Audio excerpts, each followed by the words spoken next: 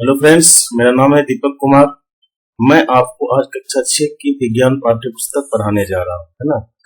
यह कक्षा उन तमाम विद्यार्थियों के लिए लाभदायक होगा जो जनरल कंपटीशन, रेलवे, यूपीएससी तथा पीसीएस एग्जाम की तैयारी करते हैं। साथ ही साथ कक्षा में पढ़ने वाले सभी बोर्ड के परीक्षार्थियों के लिए, चाहे वो बिहार बोर्ड हो, चाहे सीबीएसई बोर्ड हो, चाहे आईसीएसई बोर्ड हो, सभी विद्यार्थियों के लिए ये लेक्चर अति महत्वपूर्ण होंगे। इस तरह से हम कक्षा 6 का आज विज्ञान चालू कर रहे हैं। आगे भी कक्षा 6 का खत्म होने के बाद कक्षा 7 या 8 इसी तरह से 12वीं तक हम पढ़ाएंगे, है ना। मेरे बारे में ज्यादा जानने के लिए एक मेरे यूट्यूब पर परिचय करके एक लेक्चर होगा जिसमें आप जान सकते हैं ना, और मुझसे संपर्क करने के भी उसमें सभी चीज बताए गए हैं। मेरे पास क्या एक्सपीरियंस है, क्या कर रहा हूँ, सभी चीज उसमें जानकारी दी गई। चलिए ठीक है, आगे चलते हैं, अपना पढ़ते हैं पहला अध्याय विज्ञान का कक्षा 6 का, है ना। तो देखिए पहला अध्याय जो है कह रहा है भोजन यह कहाँ से आता, भोजन यह कहाँ से आता। तो देखिए हम लोग प्रतिदिन अनेक प्रकार के भोजन करते हैं, प्रतिदिन अनेक प्रकार के भोजन करते हैं। और कभी मान लीजिए हम लोग बिहार में हैं अभी, तो बिहार में अलग भोजन करते हैं। आप कभी जाओगे साउथ साइड जाओगे तो वहाँ अलग प्रकार के भोजन होते हैं। आप कभी कलकत्ता साइड जाओगे वहाँ अलग प्रकार के भोजन होते हैं। तो प्रत्येक क्षेत्र में, विशेष क्षेत्र में अलग अलग प्रकार के लोग भोजन करते हैं, है ना। और प्रत्येक दिन भी अलग अलग भोजन करते हैं। तो ये जो रंग बिरंगे भोजन है आते कहाँ से, है ना। देखिए ये जो रंग बिरंगे भोजन है इसका मुख्य रूप से दो स्रोत है। क्या है? मुख्य रूप से दो स्रोत। कौन कौन से स्रोत है? या तो कहाँ से आएंगे? पेड़ पौधे से आएंगे भोजन, खाद्य सामग्री। या कहाँ से आएंगे? या आएंगे जीव जंतु से, जीव जंतु से, है ना। जैसे अपन को साग सब्जी अनाज चाहिए तो कहाँ से आते हैं? पेड़ पौधे से आते हैं। फल कहाँ से आते हैं? पेड़ पौधे से आते हैं। और दूध, दही, मांस, मछली, अंडा कहाँ से मिलते हैं? हमको जीव जंतुओं से मिलते हैं, है ना। ये चीज ठीक है। हम लोग को पेड़ पौधे और जीव जंतुओं से जो भी पदार्थ मिलते हैं, जीव जंतु से जो भी पदार्थ मिलते हैं वो कच्ची होती है ना, वो कच्ची सामग्री होती है। यो हम कह ले कि कच्ची खाद्य पदार्थ होती है। उसे हम ऐसे ही नहीं खा सकते। उसे क्या करना पड़ता है? या तो बॉयल करना पड़ेगा, या तलना पड़ेगा, या भूनना पड़ेगा। कोई भी प्रकार के उसे उस पे क्रिया करके तब जाकर हम लोग उसे सेवन करते हैं। तो यहाँ पे एक संघटक करके बात बताया गया है कि किसी भी खाद्य कच्ची सामग्री को ना बनाने में, मतलब यो कह ले कि खाने योग्य बनाने में जिस पदार्थ की जरूरत पड़ेगी वह पदार्थ उसका क्या कहलाएगा? संघटक कहलाएगा, है ना। जैसे देखिए अगर आपको दाल चाहिए तो दाल के लिए क्या, दाल खानी है आपको तो दाल के लिए क्या चाहिए? दाल पकाने के लिए कच्ची दाल होनी चाहिए, नमक होने चाहिए, अनेक प्रकार की जो मसाला मिलाना चाहते हैं मसाला होने चाहिए, तेल वगैरह होने चाहिए। तब जाके आप कंप्लीट रूप से, पूर्ण रूप से दाल बना सकते हैं और उसका सेवन कर सकते हैं। तो ये जो कच्ची दाल है, नमक है, मसाला है, तेल है, ये सभी क्या होंगे? दाल के संघटक होंगे। आप यूं कह लें, है ना। इस तरह से आप समझ सकते हो। बहुत सारे उदाहरण है। कोई भी, जैसे चावल है तो आप चावल खाते हो तो चावल बनाने के लिए क्या चाहिए? कच्ची चावल और पानी चाहिए, है ना। तो वो दोनों क्या हो गए? चावल के, हाँ चावल के क्या बोलोगे उसका? कि ये संघटक हो गए, है ना। ये चीज चलिए देखिए खाद्य सामग्री एवं उनके स्रोत। खाद्य सामग्री एवं उनके स्रोत में बात करते हैं तो अभी हमने बात की थी कि खाद्य सामग्री कहाँ से प्राप्त करोगे? कच्ची सामग्री या तो पेड़ पौधे से या जीव जंतु से। पेड़ पौधे से क्या प्राप्त करोगे? अनाज, ना, फल फूल सब्जियां, ये सब पेड़ पौधे से प्राप्त करोगे आप।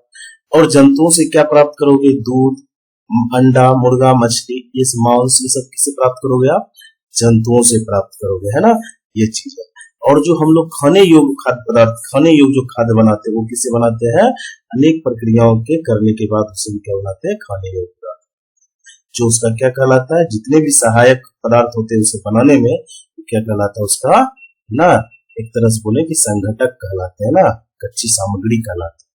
ठीक, देखिए अब कह रहा है कि हम लोग जो भोजन करते हैं, भोजन ऐसा नहीं है कि हर चीज का एक ही भाग भोजन करते हैं। कभी पेड़ पौधे से हम लोग को जो भोजन आता है, कुछ पेड़ पौधे के भोजन क्या करते हैं हम लोग, उसका यूं कहले फल का सेवन कर लेते हैं, किसी का क्या कर लेते हो आप, फूल का सेवन कर लेते हो, किसी का पत्तियां का सेवन करते हो, किसी का तने का सेवन करते हो, किसी का जड़ का सेवन करते हो। अनेक जो भाग जिसका खाने योग्य होता है, जिस पेड़ पौधे का जो भाग खाने योग्य होता है उसका हम लोग सेवन करते हैं ना। उसी तरह से जंतुओं में भी है, किसी जंतु का हम लोग क्या करते हैं, दूध खाते हैं, किसी का मांस खाते हैं, है ना, किसी का अंडे खाते हैं। तो अलग अलग प्रकार के जंतुओं के भी अलग अलग उत्पाद का हम लोग सेवन करते हैं। ठीक है, वो कहने की सीधा सीधी कहने का मतलब कि पौधे और जंतुओं में जो खाने के योग्य होते, उपयोगी होते, वो उसका हम लोग क्या करते हैं, सेवन करते हैं। देखिए यहाँ पे एनसीईआरटी में हमेशा मैं बोल रहा हूँ कि एनसीईआरटी हर क्लास का एक क्या होता है, पैमाना होता है। एनसीईआरटी बहुत रिकॉग्नाइज, बहुत अच्छी लेवल की किताब है, इसे आपको पढ़नी चाहिए। एनसीईआरटी में देखिए एक जो यहाँ पौधे के बारे में बताया, मुझे ये गजब का लगा, जो स्टैंडर्ड है इसका वर्गीकरण का पौधे के बारे में, बहुत मजेदार है। देखिए यहाँ पे बताया है कि पौधे के नीचे, जमीनी स्तर के नीचे वाले जो भाग होते हैं उसको क्या कहोगे आप, जड़ या मूल तंत्र। ठीक है, और जमीनी स्तर के ऊपर वाले जो भाग हो उसको क्या कहोगे आप, परोह तंत्र ना। तो परोह तंत्र के अंतर्गत जो भी आप पेड़ पौधे में देखते हो, क्या देखते हो, आपको क्या क्या दिखता है पेड़ पौधे में, सोचने वाली बात है। उसका फूल दिखेगा, उसका फल दिखेगा, उसकी पत्तियां दिखेंगी, उसके तने दिखेंगे, है ना, नोड दिखेंगे, इंटरनोड दिखेंगे, कलिका दिखेंगे।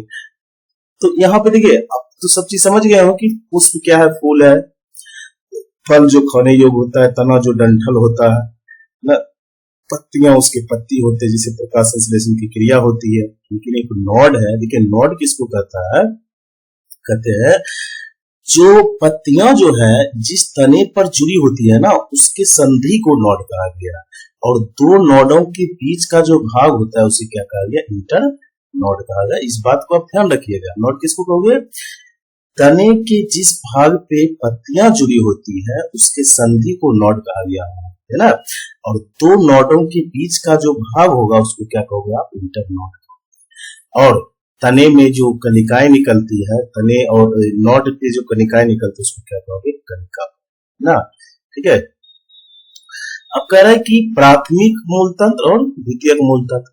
देखिए मूल तंत्र भी कह रहा है कि दो तरह के होते हैं, तो कौन सा, एक प्राथमिक जड़ होता है, एक द्वितीयक जड़ होता है। आप देखे होंगे किसी भी पेड़ पौधे में अक्सर आप कहीं ना कहीं जरूर देखे होंगे कि जड़ जो है दो तरह की, एक होता है मोटा वाला जड़, तो जो मोटा वाला जड़ दिखेगा ना, मेन जड़ है ना, वो क्या कहलाएगा, प्राथमिक जड़ या प्राथमिक मूल। और जो मोटा जड़ से छोटा छोटा जड़ निकला होगा पतला, उसको क्या कहोगे आप, द्वितीयक जड़ ना, या द्वितीयक मूल भी आप कह सकते हैं ना। ठीक है, आगे बढ़ते हैं। यहाँ तक समझने में दिक्कत नहीं हुआ होगा आपको, हमको जैसा लग रहा है बिल्कुल नहीं होगा। अगर किसी प्रकार की दिक्कत हो तो मेरा वो वीडियो देखिए, परिचय करके है ना, इंट्रोडक्शन करके, उसमें मैंने सभी चीज बताए। मुझसे हमसे आप कैसे संपर्क करोगे, किस तरह से बात करोगे, है ना, कब बात करनी है, कैसे, जो भी है उसमें हर चीज के बारे में बताया गया। मैं अपने बारे में भी बताया हूँ, अपने मेरे से संपर्क करने के बारे में भी बताया हूँ, हर चीज उसमें बताया है ना। ठीक है, देखिए यहाँ पे अब देखते हैं कि कह रहा है एक होता है क्या चीज, खरा अनाज, है ना, साबुत चना या बोल लो साबुत चना ना। तो साबुत चना एक होती है, साबुत मूंग, उसको बोल सकते हो कि जो अपन लोग खेत खलिहानों से किसान उत्पादित करते हैं वो क्या हो गया, साबुत चना, है ना। अगर मूंग है तो साबुत मूंग। लेकिन अगर उसको हम क्या करें कि पानी में भिगोने छोड़ दें और 10-12 घंटे के बाद निकाल कर फिर उसे किसी गीले कपड़े में लपेट कर रख दें 10-12 घंटे, फिर तो उससे जो कनिकाएं निकल जाती है, उससे जो ना, जो एक ये बोल सकते हो कि जो डंठल निकल जाती है उसको क्या बोलते हैं अपन, अंकुरित चना बोलते हैं ना। या अगर मूंग है तो क्या बोलोगे कि अंकुरित मूंग बोलोगे ना। यह स्वास्थ्य के लिए बहुत लाभदायक होता है, हम लोग को खानी चाहिए ना। हम भी कभी कभी सेवन करते हैं इसे, बहुत लाभदायक होता है, चाहे चना हो चाहे मूंग हो, है ना, इस तरह से। तो अब देखिए एक कह रहा है कि यहाँ पे अपन को जो पढ़ना है मधु के बारे में, जिसको बहुत सारे लोग मधु बोलते हैं, मधु के बारे में ना। तो मधु प्राप्त कहाँ से होते हैं, आप लोग जानते होंगे कि मधुमक्खी के छाते से क्या किया जाता है, मधु को निकाला जाता है ना। तो उसमें होता क्या, मधुमक्खियां फूल पे बैठ के, पुष्प पे बैठ के क्या करती है, उसके रस को ना अपने आप में एकत्रित कर लेती है, अपने शरीर में एकत्रित कर लेती है। और छत्ते, जहां पे उसका घर होता है, एक तरह से लोग कह ले, वहां पे जाके क्या कर देती है, उसे छोड़ देती है और वो क्या बन जाता है, एक तरह से मौत का।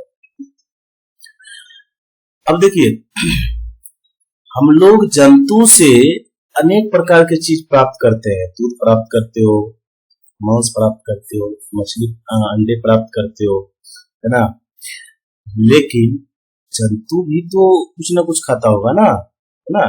तो वही चीज है, जंतु क्या खाते हैं, जंतु भी कुछ क्या होते होंगे, कुछ शाकाहारी हैं। शाकाहारी मतलब उसको बोल सकते हो कि वैसे जंतु जो सिर्फ फल फूल सब्जी अनाज खाते हैं, उसको क्या कहोगे, शाकाहारी जंतु। और देखिए, मानव भी जंतु के अंतर्गत ही आता है, मानव भी जंतु के अंतर्गत ही आता है, क्योंकि आपको हम पढ़ाएंगे आगे जाओगे तो मानव भी एक प्रकार का जानवर होता है ना। लोग अगर आपको कोई बोल रहा है कि आप जानवर हो, बिल्कुल आप उनको समझाओ अगर कि हम बिल्कुल जानवर हैं, क्योंकि मानव को जानवर की कैटेगरी में रखा गया, ठीक है, विभाग में रखा गया। आगे पढ़ोगे इसके बारे में विस्तृत रूप से आगे की कक्षा में।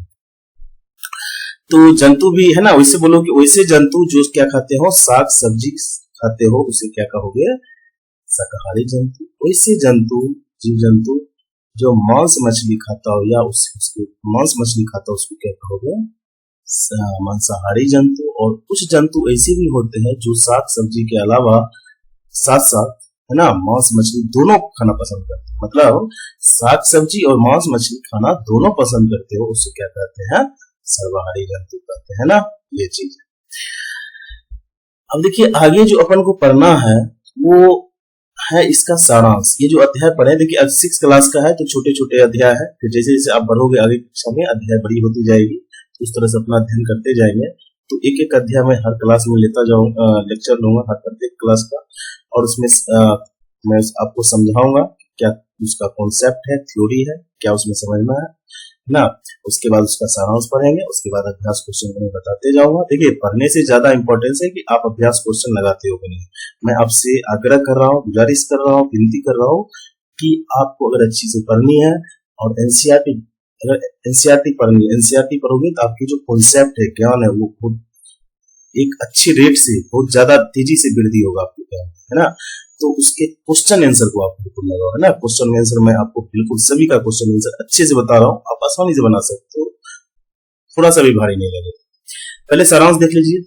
कह भारत के विभिन्न प्रदेशों में खाए जाने वाले भोजन में बहुत अधिक विविधता। बिल्कुल आप बोल सकते हो कि भारत के विभिन्न प्रदेश में, जैसे मान लो भारत के 28 राज्य हैं, है ना, 28 राज्य हैं, अब 9 केंद्र शासित प्रदेश हो गया है, लद्दाख और ये जम्मू जम्मू कश्मीर लगा के 9 केंद्र शासित प्रदेश हो गया। तो सभी क्षेत्रों में आप जाइएगा, 28 राज्य में, अलग अलग राज्य में 9 केंद्र शासित, तो वहां पे कहीं ना कहीं भोजन में आपको अंतर दिख जाएगा ना कुछ दिख जाएगा, है ना। क्यों, कारण है ना उसका, क्या कारण है कि उस क्षेत्र में उस विशेष प्रकार के भोजन का उत्पादन होता है ना। अब मान लीजिए कि कोई आदमी, हम लोग नॉर्थ बिहार यहाँ रहते हैं, नॉर्थ साइड में रहते हैं, तो यहाँ अगर कोई इडली खोजे तो इडली कहाँ की प्रसिद्ध भोजन है, दक्षिण भारत की। अब दक्षिण भारत की भोजन हम यहाँ खोजेंगे तो वहां से जो मटेरियल होता है वो हमें मंगाने पड़ेगा, तो बहुत कॉस्टली पड़ जाएगा। मिलने को तो मिल जाएगा, लेकिन वो क्या हो जाएगा, बहुत महंगे पड़ेंगे। तो वो भोजन जो जहाँ पे उत्पादित होता है वहां पे उसका खर्चा क्या पड़ता है, कम पड़ता है, और लोग वहां पे वो भोजन खाना ज्यादा पसंद करते हैं। तो हम ये भी कह सकते हैं, जैसे आप कलकत्ते साइड जाओगे तो कलकत्ते में क्या है, मैं भी गया हूँ तो वहां देखता हूँ कि मछली या मांस आपको प्रत्येक जितना बड़ा भोजन करोगे उस समय खाने को मिल जाएगा, हर घर में मैंने देखा है। तो इस तरह से आप बोल सकते हो कि भारत के विभिन्न प्रदेश में क्या होते हैं ना, वातावरण और जलवायु अलग अलग होते हैं, जिसके कारण वहां पे अलग अलग फसल की उत्पादन होती है, और अलग अलग फसल उत्पादन होने के कारण भोजन में क्या है, बहुत अधिक विविधता है। ठीक है, इस तरह से आप देख सकते। ठीक, चलिए दूसरा मतलब समझ सकते हो आप, क्वेश्चन आगे देखेंगे। कह रहा है हमारे भोजन के मुख्य स्रोत पौधे और जंतु है। बिल्कुल आपको बताया है कि हम लोग भोजन कहाँ से प्राप्त करते हो, पेड़ पौधे से या जंतु से प्राप्त करते हो, और उसको क्या करते हो, फिर जाके खाते हो, खाने योग्य बनाते हो आप लोग, है ना, चाहे जैसे भी बनाते हैं। जो आप ये चीज तो पढ़े हो आप लोग कि जो जंतु सिर्फ क्या खाते हो, साग सब्जी फल खाते हो, यानी पादप पेड़ पौधे के उत्पाद खाते हो, उसे क्या कहोगे, शाकाहारी। जो जंतु क्या करते हो, जो जीव जंतु जंतुओं को यानी मांस मछली को खाते हो, अंडे को सेवन करता हो, उसे क्या कहते हैं? मांसाहारी कहते हैं। और वैसे भी जीव जंतु हैं जिस उसको जो मिला वो खा लिए, चाहे मांस मछली हो चाहे पादप मिला, तो दोनों स्थिति में खाना पसंद करते हैं, उसे क्या कहते हैं? सर्वाहारी ना। ठीक है, देखिए अब जो अभ्यास क्वेश्चन है वो कह रहा है कि क्या सभी जीव को एक ही किस्म के भोजन की आवश्यकता होती है? बिल्कुल नहीं बोलोगे, बोलोगे कि नहीं, सभी जीव अलग अलग प्रकार के भोजन करते हैं। मानव है, मानव रोटी चावल दाल सब्जी चार चटनी खाना पसंद करेंगे। जानवर है, गाय भूसा है ना, क्या चीज जानवर है, चाहे गाय हो चाहे भैंस हो, तो क्या पसंद करेंगे? खाना पसंद करेंगे भूसा, हरी घास ना। अगर मान लो कि दूसरा कोई जानवर है, बाघ है, तो क्या मांस मछली खाना पसंद करेंगे? छोटी छोटी मछलियां हैं तो छोटे छोटे मछलियों को खाते हैं, बड़ी मछलियां छोटी छोटी मछलियां खाते हैं, कीट पतंग छोटे छोटे कीट पतंग को खाते हैं, सांप छोटे छोटे कीट पतंग को खाते हैं। तो इस तरह से आप बोल सकते हो कि सभी जीव एक ही प्रकार के भोजन ही करते हैं, सभी जीवों की भोजन की आवश्यकता ना। कह 5 पौधे के नाम लिखे, बताएं कि कौन से भाग का उपयोग खाते हैं। बिल्कुल आप अनेक पौधे के नाम बोल सकते हो, जैसे देखो पालक है, पालक का आप खाते हो, पत्ती खाते हो। फूल गोभी है तो उसका क्या खाते हो? आप फूल खाते हो। आम अमरूद है, उसका क्या खाते हो? फल खाते हो। इसी तरह से अनेक आप सोच के बहुत सारा चीज होते हैं, देख सकते हो ना। देखिए क्या कह रहा है कि मिलान करने वाला कह रहा है कि कॉलम और कॉलम 2। देखिए पहला कह रहा है कि दूध दही पनीर घी। अब इसमें देखिए क्या मिल रहा है, दूध दही पनीर घी सभी जंतु उत्पाद। बिल्कुल आप क्या बोलोगे कि दूध दही पनीर कहां से प्राप्त करते हो? आप जंतुओं से प्राप्त करते हो। ठीक है, पालक फूल गोभी गाजर ये आप कहां से प्राप्त कर, क्या है इसके बारे में? हाँ, ये सब्जी पालक फूल गोभी गाजर क्या है? सब्जी। शेर एवं बाघ क्या बोल सकते हो? दूसरे जंतुओं को खाते हैं, मांसाहारी। शाकाहारी पादप एवं पादप इस तरह से आप बना सकते हो इसे। चलिए आगे देखते हैं, कह रहा है कि रिक्त स्थानों की पूर्ति करें। शाकाहारी, अच्छा, एक नंबर में कह रहा है कि कौन नंबर में? बाघ एक डैश है क्योंकि वह केवल मांस खाते। बिल्कुल आप जानते हैं कि बाघ क्या एक मांसाहारी जानवर है जो क्या करते हैं? सिर्फ मांस खाते हैं। तो इसमें मांसाहारी आप कर सकते हो, ऑप्शन में भी है। ठीक, हिरन केवल पादप उत्पाद खाता है और इसके इसे डैश कहते हैं। अब देखिए पादप उत्पाद खाने वाले बताए थे, जो साग सब्जी खाते उसे क्या कहोगे? शाकाहारी है उस ऑप्शन में? हाँ बिल्कुल है, तो शाकाहारी बोलोगे। तोता केवल डैश उत्पाद खाता है। तोता क्या खाता है? पहले आप ये तो सोचिए, क्या खाता है? चने खाते हैं, फल खाते हैं। चने फल कहाँ से आते हैं? पेड़ पौधे से आते हैं, पादप से आते हैं ना, पादप को ही पेड़ पौधे कहते हैं। ठीक है, तो क्या बोलोगे? पादप। कह रहे जो डैश हम पीते वो प्राय गाय भैंस या बकरी से प्राप्त, इसलिए यह जंतु उत्पाद है। क्या बोलोगे कि जो हम डैश पीते, क्या पीते हो? जो गाय भैंस से प्राप्त है, दूध पीते हो ना, बिल्कुल दूध बोलोगे। ठीक, हमें चीनी डैश से मिलती है, कहां से मिलती है? बिल्कुल कहां से जानते हो? गन्ने से ना, गन्ने की खेती होती है, किसान उसको क्या खेती करके मिल में ले जाते हैं, वहां पे उसकी रस निकाल के उससे चीनी बनाया जाता है। अनेक प्रकार की ना, इस तरह से आप बोल सकते ना। थैंक यू वेरी मच ना। अब अगले एक्सरसाइज में मिलेंगे, मतलब अगले अध्याय में आपसे मुलाकात होगी। बहुत बहुत धन्यवाद।